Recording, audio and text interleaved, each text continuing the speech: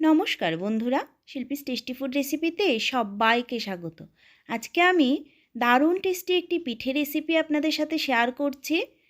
আশা করি আমার আজকের রেসিপিটা আপনাদের কাছে খুবই ভালো লাগবে। তো চলুন দেখে নেই আজকে আমার এই রেসিপিটা। তার জন্য গ্যাস ওভেনে কড়াই বসিয়ে কড়াইটা গরম হয়ে গেলে তার মধ্যে 1 চামচ ঘি দিয়ে দিচ্ছি। এবার তার মধ্যে আমি 1 কাপ পরিমাণ সুজি দিয়ে দিচ্ছি। সুজিটা একটু ঘিয়ের সাথে ভেজে নেব। ফ্লেমটাকে লোতে রেখে সুজিটাকে একটু ভেজে নিতে হবে। হালকা করে মিনিট 2 মিনিট ভেজে নিয়ে তার মধ্যে সামান্য পরিমাণ চিনি দিয়ে দিচ্ছি, মিশিয়ে নেব।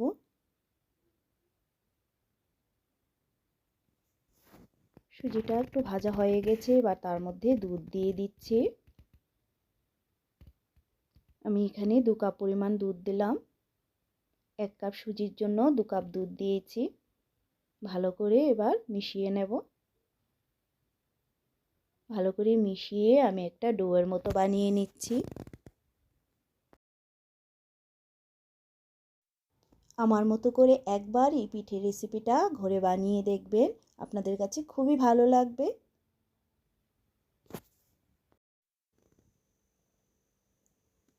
একটা ডো রেডি হয়ে গেছে, এবার এটাকে নামিয়ে আমি ঠান্ডা করে নেব।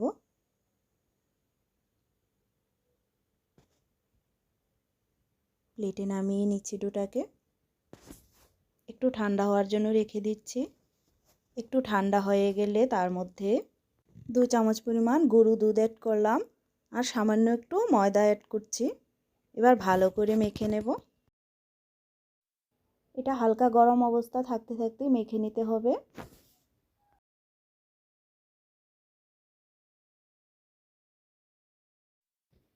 ডোটাকে ভালো করে মাখিয়ে নিলাম।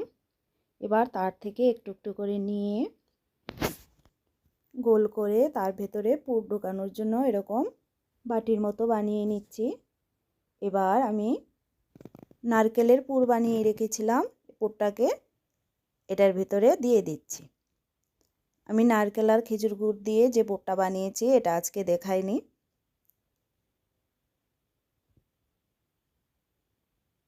এভাবে করে এটার ভিতরে দিয়ে এটাকে আমি গোল করে নিচ্ছি। আমি গোল করে বানাচ্ছি, আপনারা যে কোনো শেপের দিতে পারেন, একটু লম্বাও করে নিতে পারেন। এরমভাবে করে সবগুলোকে বানিয়ে নেব। এভাবে করে সবগুলো বানিয়ে নিলাম। এবার আমি এগুলোকে তেলে ভেজে নেব। তার জন্য কড়াইয়ে তেল গরম করে নিয়েছি। তেলটা মিডিয়াম গরম হয়ে গেলে তার মধ্যে একটা একটা বল আমি দিয়ে দিচ্ছি। একসাথে 2-3টে বল দিয়ে ভেজে নিচ্ছি। আমি আজকে এই পিঠেটার নাম বলিনি, আপনারা এই পিঠেটার কী নাম হয় কমেন্টে অবশ্যই জানাবেন।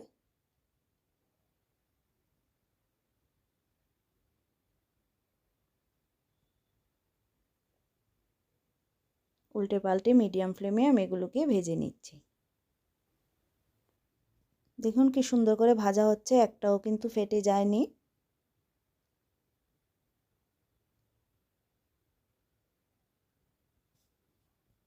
এগুলো ভাজা হয়ে গেছে, এবার নামিয়ে নিচ্ছি।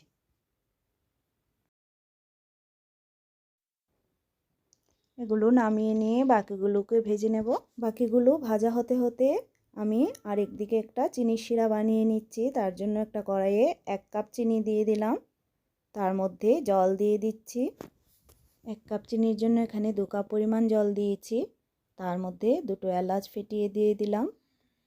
এবার 5-7 মিনিট এটাকে ভালো করে জাল করে একটু ঘন শিরা বানিয়ে নেব। চিনির শিরাটাকে আমি 5-6 মিনিট জাল করে ঘন করে নিয়েছি। এবার যে সুজি আর নারকেলের পুর দিয়ে পিঠেগুলো বানিয়ে নিয়েছিলাম এটাকে নিয়ে নিলাম। তার মধ্যে এবার চিনির শিরাটা ঢেলে নেব। ভর্তি করে তার উপর চিনির শিরা দিয়ে দিচ্ছি।